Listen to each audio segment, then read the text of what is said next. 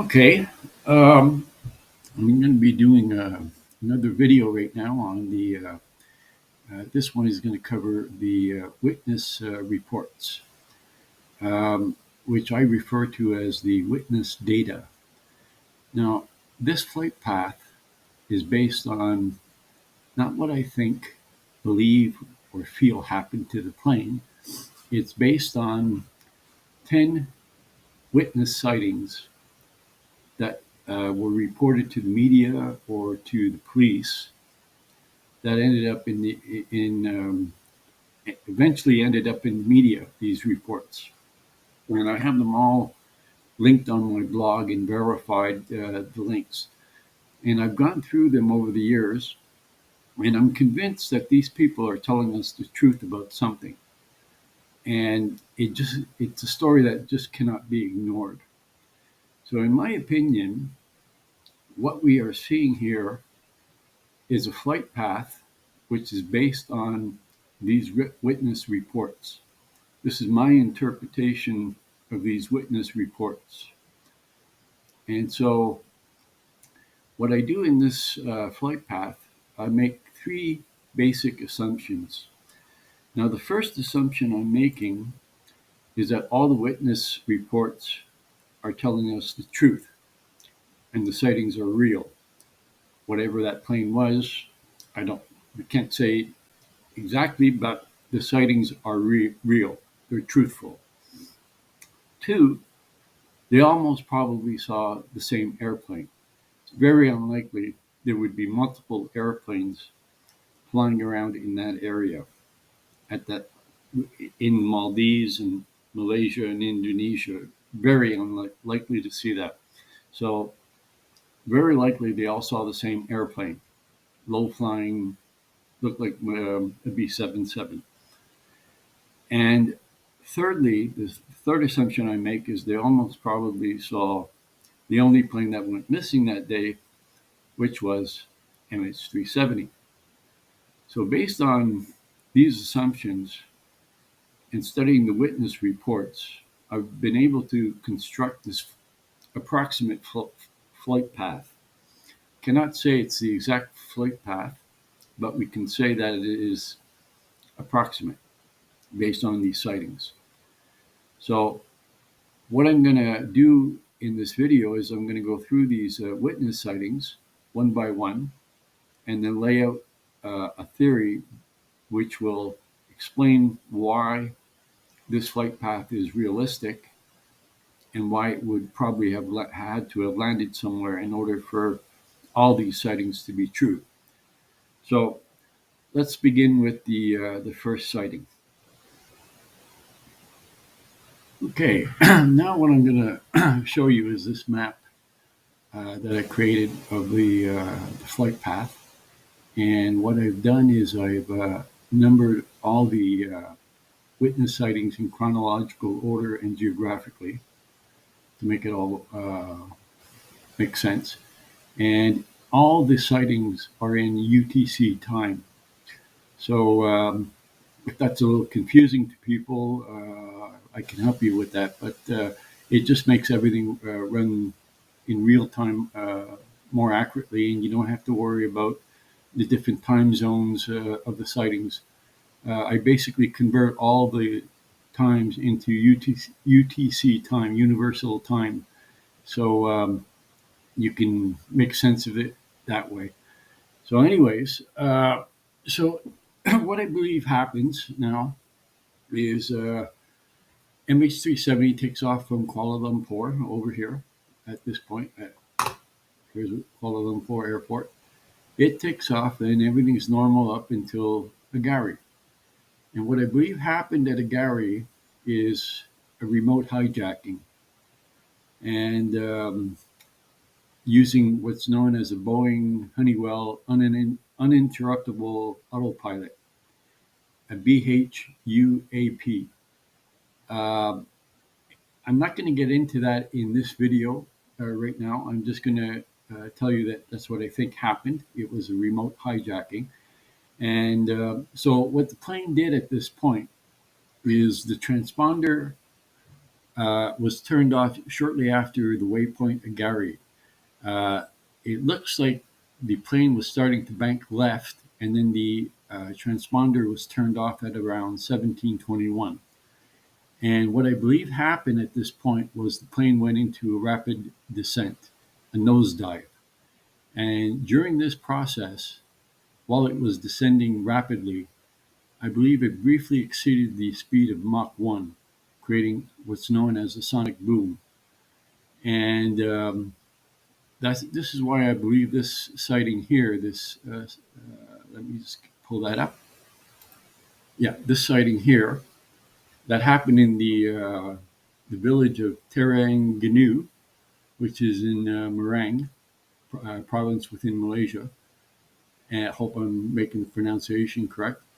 But yeah, so these witnesses are on a beach in around 1:20 a.m. That's what they say down here, 1:20 a.m., which is 1720 UTC time. Um, they hear a loud explosion and the sound of jet engines. Now, if you've ever been to an air show and you've seen a fighter jet fly by you at hypersonic speed beyond Mach 1, what you'll see is the fighter jet come towards you with no sound. And as it passes your position, you'll hear a large boom, and then you'll hear the roar of the jet engines. This is classic of a sonic boom.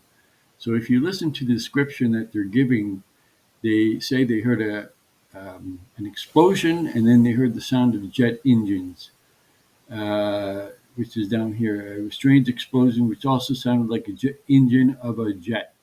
An explosion was heard. So it sounds to me they heard a sonic boom. And so this would have been happening at around the time that I believe MH370 was rapidly descending down to low altitude. That would have been their number one priority, was to get down to low altitude to evade radar.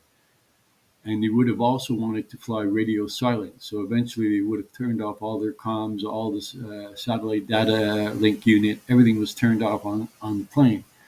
I also think that possibly the plane may have been flying under APU power, which would only give the cockpit and power as well as cabin pressurization, but there would be no navigation lights, no cabin lights on the airplane. So I believe it may have been running off of an APU generator at this point. That's one theory at this point. Now, what happens is at this point, as it's flying along the South China Sea, it passes these two fishermen who are on a boat. Fisherman Ibrahim and his friend are on a boat in the South China Sea, which is about around in this area here. And this plane flies over their head, and they said that the lights were as big as coconuts. So that gives you an idea. It was flying pretty low, according to the fishermen. And so that plane flies over their head, and this is around 10 minutes after the explosion sound in Terengganu. So this is happening 10 minutes after the plane disappears from radar. They see this plane fly over their head, and they're in the South China Sea. Now, at the next point, there's two witnesses that come up now. There's actually several witnesses in this area, but these are the two main ones I go by. One is let me put this up a little clearer for you. One is a law, I believe he's a law clerk. No, wait, hang on a sec here. Man reported seeing assistant at a Department of Islamic Affairs, Mohid Hisham Seaman. 1:30 a.m. to 1:45 a.m. He sees a plane flying very low over the South China Sea, and it's in an airspace that normally there's no airplanes. So he finds that very odd and bizarre. And this is taking place between 1:30 a.m. and 1:45 a.m. Malaysia time, which is 17:30, 17:45 UTC time. Now, shortly after this, at around 2 a.m., 1800 UTC time, in Tumpat, a farmer is out in his field mending to the crops, and he sees this low-flying plane pass by him. Now, his sighting is really interesting because he sees the tail fin on fire, and he also sees the MAS logo visible on the body of the plane as it flew towards the coast. Seemed to have been going a little north of his position at that time. Some of these sightings, the directions are could be not exact, or it could be just at that time the plane was going in that direction. And the timing of these sightings are usually approximate. You have to give them about maybe plus or minus 5 minutes, let's say. So, but what is extremely interesting is that if his sighting is true, then whatever plane that was on radar could not possibly have been the same plane that he's seeing. If he's seeing MH370, then the plane on radar is something else. And if you watch my previous video, I explained that. So anyways, we go on to the next witness. Now, this is witness 4 and 5 I just covered here. And the next witness is a woman in Langkawi, which is right here in this location. And she sees a jumbo jet. She wasn't sure if it was 2:30 in the morning or 4:30 in the morning. I believe it was 2:30 because that fits in with all the other witness sightings, which would make it 18:30 UTC time. And at this time, this woman who looks out her bathroom window, she sees this large plane flying between her house and Mount Raya, gunning Raya, Mount Raya.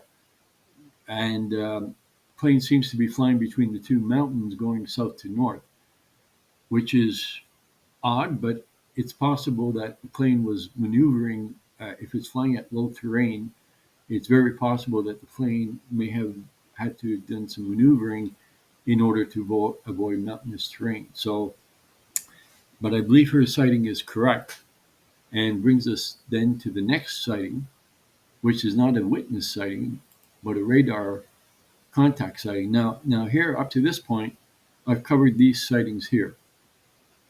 These are the witness sightings that I've covered in Malaysia. This is the fighter jet, which was on radar, which I believe is the decoy. And now we come to this radar contact. This was originally reported days after the plane went missing, that they reported a radar contact near the island of Pulau Perak at 2:40 a.m. That's 1840 UTC time.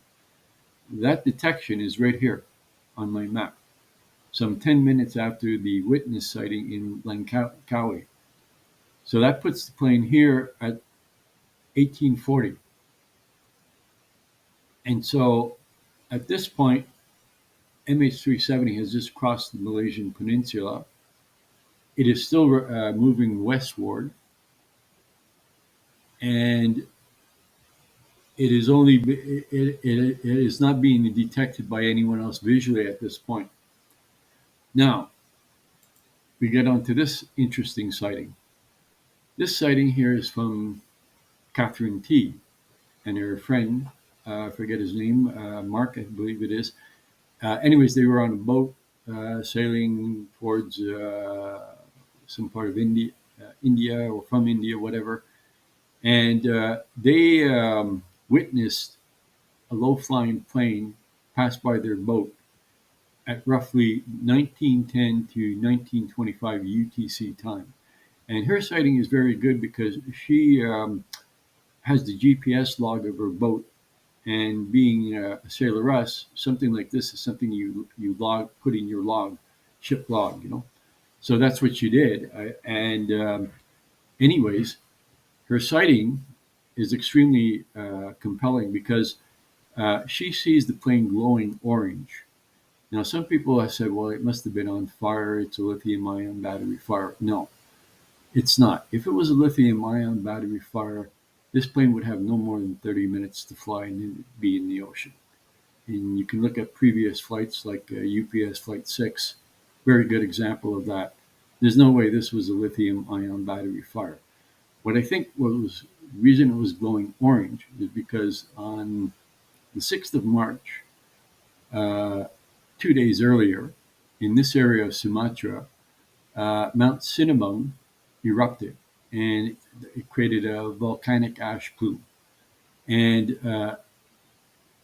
this causes airplanes, when they fly through a volcanic ash plume, it causes them to glow orange. It causes charged particles in the air, which cause a plasma discharge, which illuminates the outside airframe of the plane. And this has been a phenomenon known as St. fire, which has been well documented. And it can also cause engine flameout. If ash particles get in the engines, it can cause the engines to smoke. It can cause a compressor stall. It can cause a flameout. So it can make the plane appear to be on fire, but it's not. It's just going through an ash cloud. And so this is why I think the plane was glowing orange at the time that she saw it, because it was flying through that volcanic ash cloud. Another thing to note about Kate's sighting is that about sometime 5 to 20 minutes before that sighting, she saw a high flying plane heading south into the Indian Ocean, and she thought it was very odd to see a plane going down that route. And I believe that's the plane that was transmitting the Inmarsat data. That's the B-77 decoy she saw. And then she saw MH370 at this point in time when it was glowing orange flying west towards the Maldives. So her sighting is extremely important and extremely revealing because it proves the concept that there were two planes involved. Okay,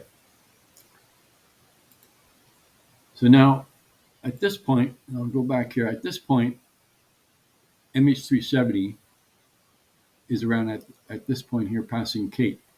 Now, what I believe that happened was the plane continued to fly low for another roughly 200 nautical miles, maybe, let's say, or difficult to say exactly, but well without outside range of Van der Acer Airport radar. Once the plane was out of radar range of Indonesia, I believe there would be no more logical reason for them to continue flying low like that, because there would be no radar in this part of the Indian Ocean. There's no radar. So why would you continue to fly low at low altitudes? You have no radar to avoid. So what I believe they did at this point is they ascended back up to an altitude of possibly flight level 200. That's a very efficient cruise altitude for a Boeing 77. And at this point, they flew for another 3 hours, and they eventually ended up here, I believe, at Malé Airport in Maldives. Okay, so now this brings us to where did this plane go after it left Indonesia? And to me, the most logical place where it would have landed would have been Malé Airport in Maldives. Now, there's no proof that MH370 landed in Maldives. There's no witness sightings to it landing there. There's no pictures, videos of it. But that does not say it didn't happen. In this case, the absence of evidence is not proof of fact. And it's my belief, if you consider the other witness reports that I'm going to show you, it's very likely the plane landed here, in my opinion. It would have been the only airport that would have been within fuel range of MH370 fuel limits, because if the plane had flown for a couple of hours at low altitude, it would have burnt off almost 50% of its fuel by this time. And once it's ascended back up to altitude, it would have had maybe about 3.5 hours of fuel left to make it. So I think for that reason, I'm pretty certain the plane landed at Malé, and it's also the length of runway is suitable for that of a B-77. And another thing about the Maldives is they don't have any military radar. So if a plane flies towards the Maldives without any transponder, it basically can come out of the sky and land on the runway, and they would not even have known it was there. And this would have been happening at about 3:40 a.m. in the morning. Now, realistically, I believe that someone at the airport, in the airport authority, who runs that airport, were well aware that the plane was coming in for a landing. And the only people who would have known would have been the people in the airport authority, people running the airport, as well as the hijackers themselves. Now, I believe the plane landed at Mali Airport around 3:40 a.m. in the morning. That would have been 22:40 UTC time, right here. And I believe the plane came in for a landing this way, and they kept it at the far end of the runway up here. And this would have been happening at 3:40 in the morning under the cover of darkness. There would have been a group of people here, possibly with another aircraft somewhere around. And I believe the plane MH370 landed here, and the passengers, the crew, the unwanted cargo and luggage were all taken off board MH370 at this airport. And I believe the plane was being refueled at this time also, so that it was being prepped to go on to continue flying elsewhere. And I believe it's around this time that this phone call happened. The only way that this story couldn't be true is if the father who made the phone call was somewhere on land or near land near a cell tower in order to make that connection.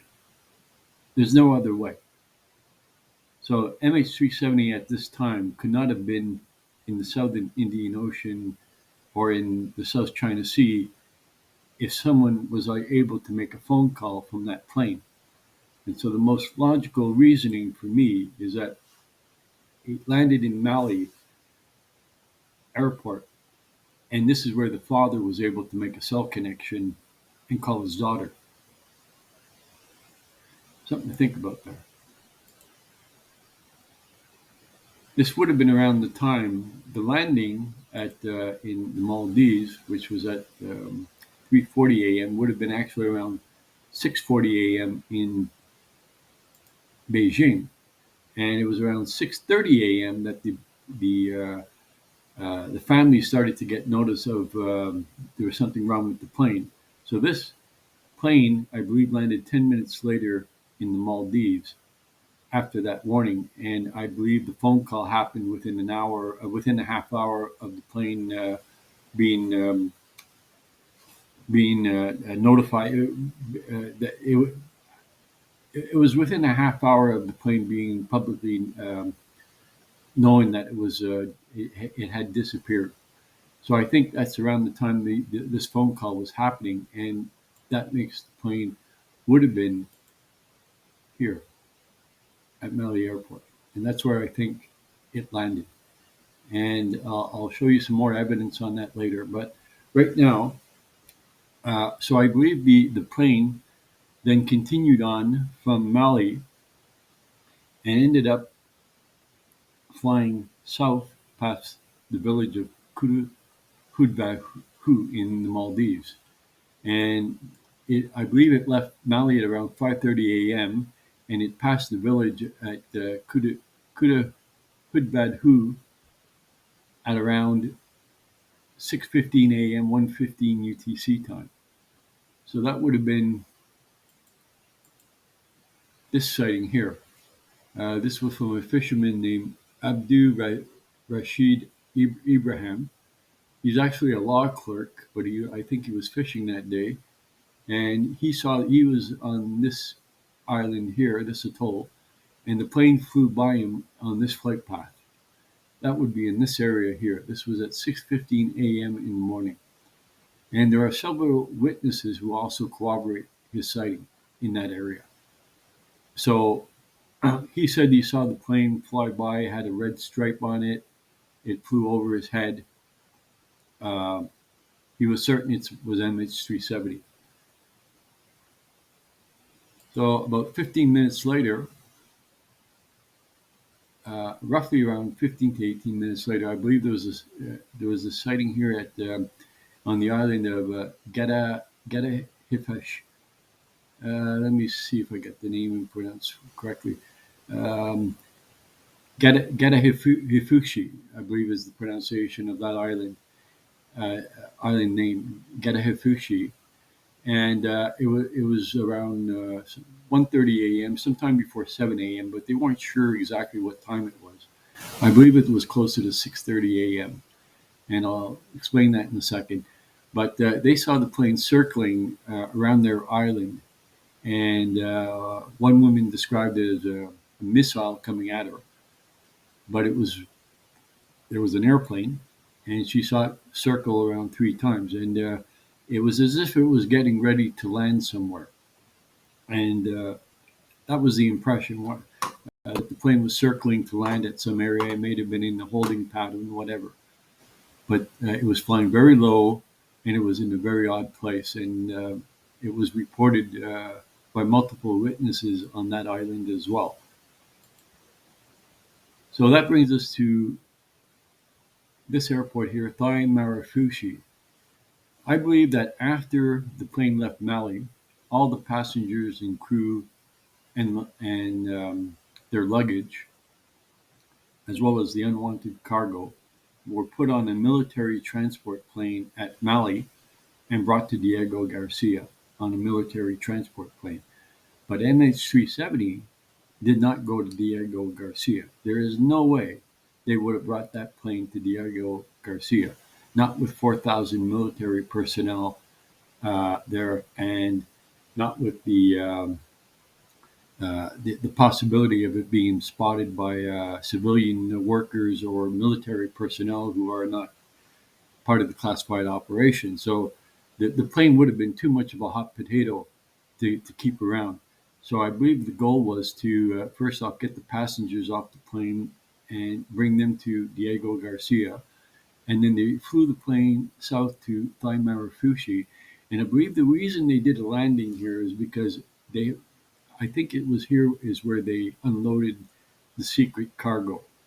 I believe the secret cargo was not heading back to Diego Garcia. It was going back to St. Chile's, Africa, where it was stolen off the Marsk, Alabama. I think that cargo went back to that drone base in St. Chile's, Africa.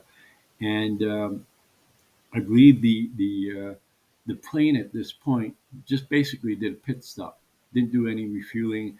It's a short runway landing. The plane would have been being flown under remote control, and it would have been a base weight 77s, Boeing 77. So it's theoretically possible it could have done the landing and the short runway takeoff if it was a base weight B-77.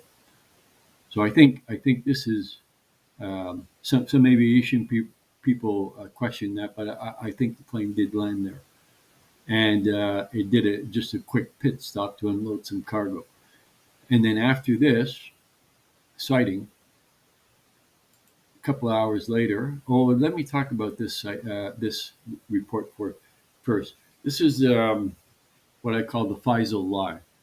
This was a statement put out by Ibrahim Faisal, head of the Maldivian Civil Aviation Authority, who tried to explain away the sightings that the witnesses saw as a simple twin turboprop engine airplane DQA-149 that was flying from Thai-Marifushi. No, it was flying from Mali to Thai-Marifushi Airport, and it landed at Thai-Marifushi Airport at 6:33 a.m.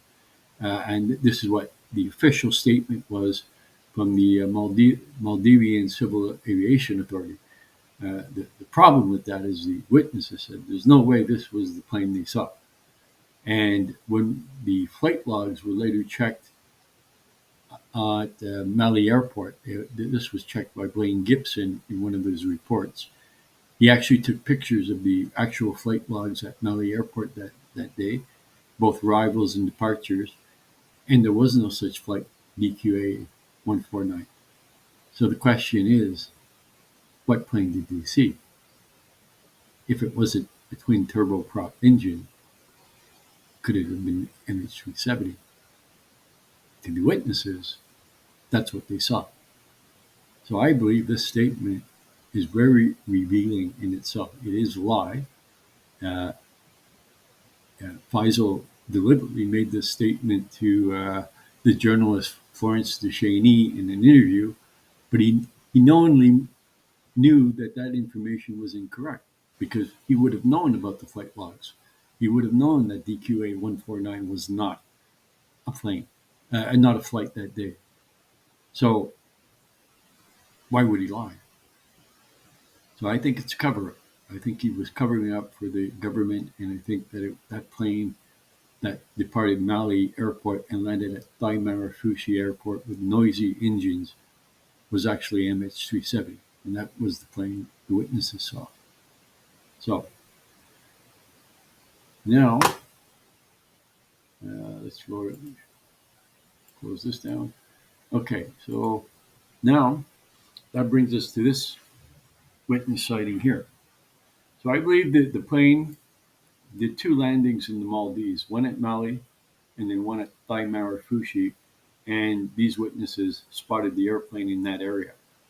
And then a couple hours later, at about 4 o'clock UTC time, this would have been about 2.5 hours later after the Maldives sightings.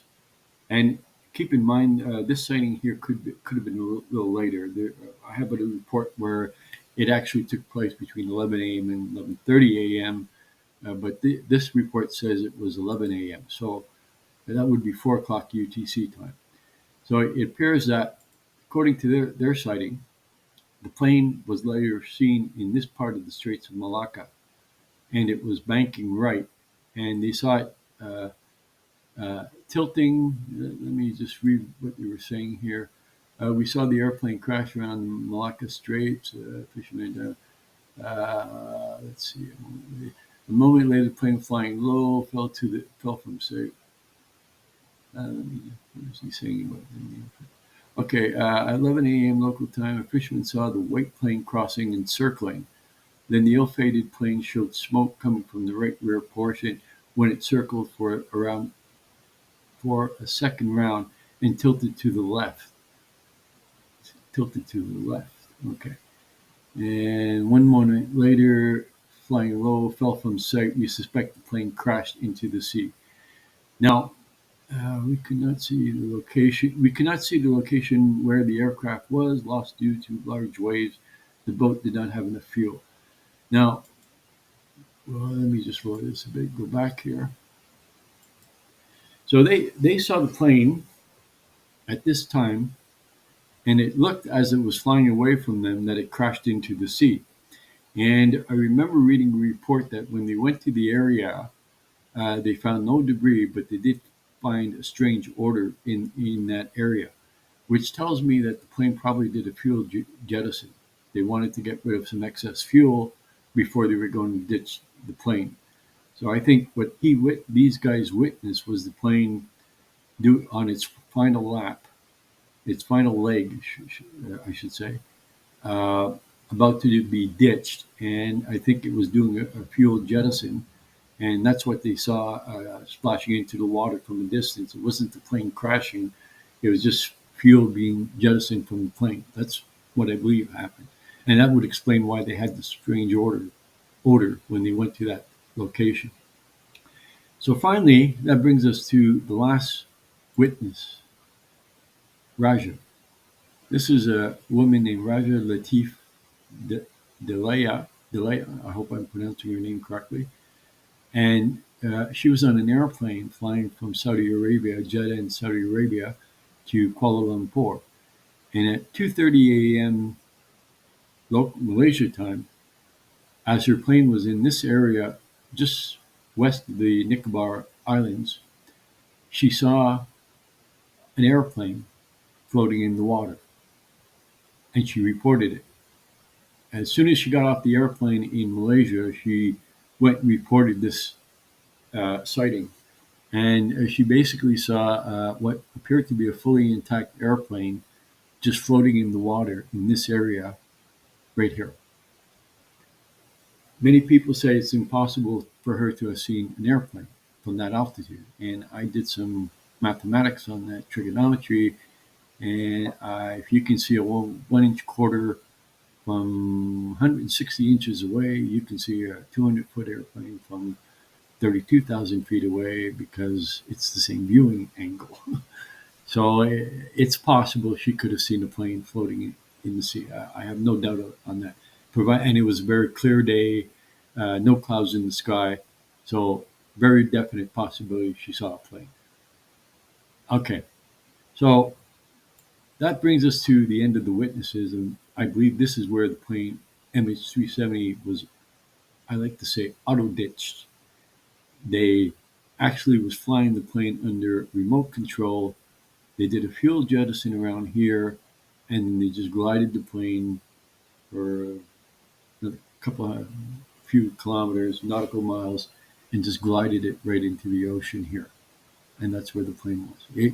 It probably did not do a perfect landing. It may have had part of its wing broken off, but it was a controlled ditching or an auto ditching, which is what I like to call it, because it was being operated by remote control. Okay, so the final part is brings us to this area, this satellite image here. Now, this satellite image was taken 8 days later on March 16th, about 250 kilometers to the southwest.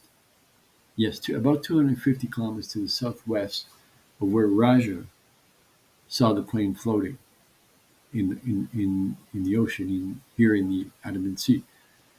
So I believe that this is where the debris field of the aircraft that she saw ended up 8 days later. And here are the pieces. You have a fuselage piece, you have the nose cone, you have the tail fin, what looks like part of the engine engine mount, fuselage, nose cone. There's enough pieces there to say there's something that looks like an airplane. And if you measure the size of the pieces, their geometric shape, it's very likely we're looking at pieces of an aircraft here. And this is the pieces that Raja saw. These are pieces of the plane that Raja saw on the 8th. I believe this plane is an MH370. And this is how the pieces in Africa ended up showing up in Madagascar, Reunion Island, Africa. It all drifted this way naturally from this crash location in the Andaman Sea towards Africa. And I made a little GIF animation here just to show you how it drifts. And stop this at 6. Yeah, there you go. Anyways, the drift model shows the debris would reach Africa in around 16 months from this location, which is perfectly consistent with the time of discovery, and also is consistent with the barnacle studies, which indicate that the flaperon piece originated in waters above 20 south, in warmer waters. Anyways, I'm going to stop the video here, but at least what I'm trying to show you is what I believe is where MH370 actually ended up. And this is its debris field. I believe the witnesses who I went over in this video are telling us the God's honest truth. And this is where MH370 was actually ditched. Anyways, I'm going to stop it here. And I will be doing more videos on this, discussing the how, who, and why. But what I wanted to show you most importantly in this video was just the where. Where did the plane go? Where did it land? And where was it ditched?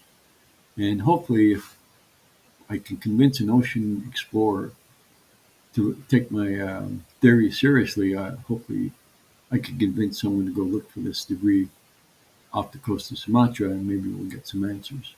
Anyways, I'll see you in the next video. Thanks.